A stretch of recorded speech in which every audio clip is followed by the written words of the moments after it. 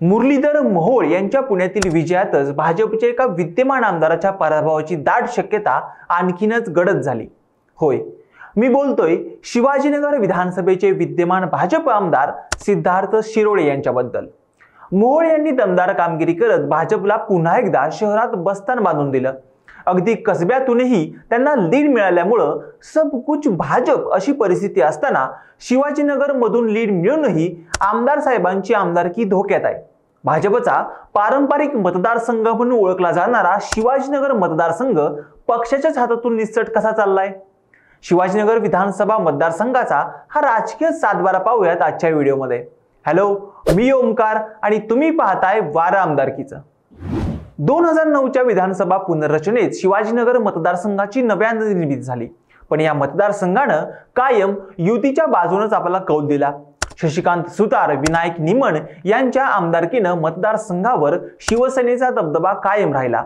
भाजपच्या अनेक पदाधिकाऱ्यांच्या राजकीय इच्छा, आकांक्षा त्यांना स्वस्थ बसू देत नव्हत्या, पण युतीचा धर्म पाळायचा म्हणून इतर शिवसेनेच्याच उमेदवाराला तिकीट मिळायचं आणि तो आमदार व्हायचा। Cut to 2014। कायम शिवसेना भाजप अशा युतींमध्ये लढणाऱ्या दोन्ही पक्षांनी युती तोडत स्वतंत्र निवडणूक लढवली। तेव्हा त्याचे बरेच तोटे असले तरी शिवाजीनगर विधानसभा मतदारसंघात भाजपला आपली ताकद आजमावता आली। त्यातही भाजपच्या बाजूने असणारं जनमत, मोदी लाट या सगळ्यांची गोळाबेरीज विजय काळे यांच्या पथ्यावर पडली आणि 2014ला पहिल्यांदाच शिवाजीनगर विधानसभेतून भाजपचा झेंडा आमदारकीला फडकला। यानंतर भाजपनं या मतदारसंघावरची पकड आणखीनच घट्ट करत पक्ष संघटन वाढीवर भर दिला, पक्षाची तरुण उमदी फळी तयार केली। या सगळ्याचं रिफ्लेक्शन 2019च्या विधानसभेलाही पाहायला मिळालं। भाजपनेही 2019ला शिवाजीनगर विधानसभेचा चेहरा बदलून नगरसेवक सिद्धार्थ शिरोळे यांच्यावर विश्वास टाकला। अगदी आपल्यावर टाकलेला विश्वासाला सार्थ न्याय देत सिद्धार्थ शिरोळे आमदार झाले, पण अवघ्या 5000च्या निसटत्या लीडनं। सगळं वातावरण भाजपच्या बाजूने प्लसमध्ये असतानाही मिळालेलं हे तुटपुंज लीड पाहता भाजप हायकमांडचाही हिरमोड झाला। अर्थात सिद्धार्थ शिरोळे यांच्या उमेदवारी सोबतच अनेक कारणंही याला कारणीभूत होतीच, पण शिवाजीनगरच्या जनतेनं आम्हाला गृहीत धरू नका असा जणू अप्रत्यक्ष इशाराच या निकालातून दिला होता। यानंतर भाजपनं या निसटत्या पराभवाचा बराच खल केला। पक्षाला मतदारसंघात मजबूत बनवण्यासाठी मागील 5 वर्षात बरेच प्रयत्न झाले, विकास कामे मार्गी लावण्यात आली। स्वतः आमदार साहेबांनी लोकसभा निवडणुकीत शिवाजीनगरची जनता मोहोळांच्या पाठीशी रेकॉर्ड ब्रेक लीड देईल हे त्यांनी बोलूनही दाखवलं होतं। त्याचा त्यांच्या कामावर आणि मतदारसंघातील आपल्या ताकदीवर त्यांचा विश्वास होता, पण गेम उलटा झाला। शिवाजीनगर मतदारसंघातून मुरलीधर मोहोळ निवडून आले खरे, पण त्यांचं लीड होतं अवघं 4000च्या आसपास।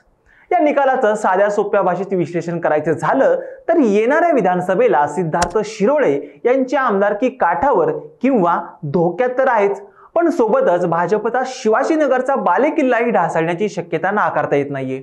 औंध, भोसले नगर, मॉडर्न कॉर्नी, जंगली महाराज रोड, आपटे रोड, प्रभात रोड हा उच्चभ्रू सोसायटीचा भाग शिवाजीनगर मतदारसंघातला भाजपचा कोर वोटर हा नेहमीच भाजपला मतदान करत आलाय, पण सुशिक्षित मतदारांची संख्या जास्त असल्यामुळं या पट्ट्याला ग्राह्य धरता येत नाहीये। दुसऱ्या बाजूला पाहायचं झालं तर शिवाजीनगर, गोखलेनगर, वडारवाडी, खडकी, कॅन्टोन्मेंट बोर्ड, बोपोडी, झोपडपट्टी आणि वस्ती भाग इथला मतदार हा काँग्रेसचा पारंपरिक मतदार राहिलाय। इथल्या मतदानाचा टक्का वाढला की समजायचं भाजपचा इथं करेक्ट कार्यक्रम झाला। त्यात भाजपच्या कोर वोटरने मतदानाकडे फिरवली पाठ इथं लोकसभेला काँग्रेसच्या पथ्यावर पडताना दिसली। आता हाच ट्रेंड कायम राहिला तर येणाऱ्या विधानसभेला इथं काँग्रेसचा आमदार विजयाचा गुलाल उधळताना दिसला तर आश्चर्य अजिबात वाटायला नको। आता काँग्रेसकडून दत्ता बहिरट हे येणाऱ्या विधानसभेला इच्छुक आहेत। दलित, मुस्लिम आणि काँग्रेसचा पारंपरिक वोटर हा यंदा काँग्रेसच्या पाठीशी असल्यामुळं आणि त्यातही वंचित इफेक्ट यंदा विधानसभेला मारक ठरणार नसल्यामुळं मतदारसंघातून काँग्रेसला विजयाचे चान्सेस जरा जास्तच आहेत।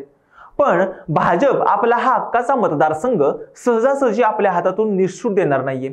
त्यामुळं शिरोळे यांना जास्तीत जास्त बळ देऊन ते निवडणूक रिंगणात उतरतील की नव्या चेहऱ्याला संधी देतील हे येणारा काळच ठरवेल।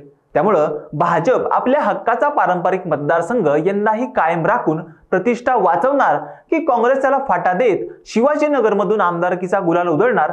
तुम्हाला काय वाटतं? तुमचं मत आणि प्रतिक्रिया मला कमेंट बॉक्समध्ये नक्की कळवा आणि अशाच राजकीय व्हिडिओसाठी आमच्या हॅलो महाराष्ट्र या चॅनेलला लाईक, शेअर आणि सबस्क्राईब करायला विसरू नका. व्हिडिओ शेवटपर्यंत पाहिल्याबद्दल धन्यवाद.